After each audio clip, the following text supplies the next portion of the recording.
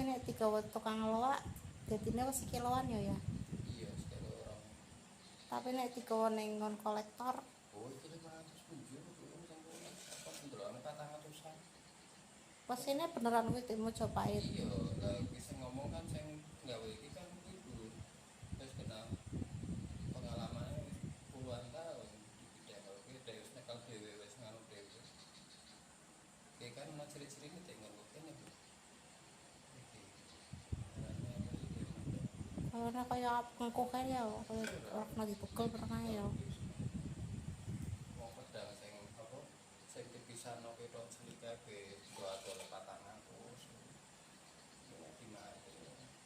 Tapi kira tak mahal kayak gitu. Soko pertama. Kuwi sing tinggalane Mbah Kong kan? Iya, enggak tak kayak gitu tapi kok ning apa? Nah, ini kok gunaan apa iki? Lah murah.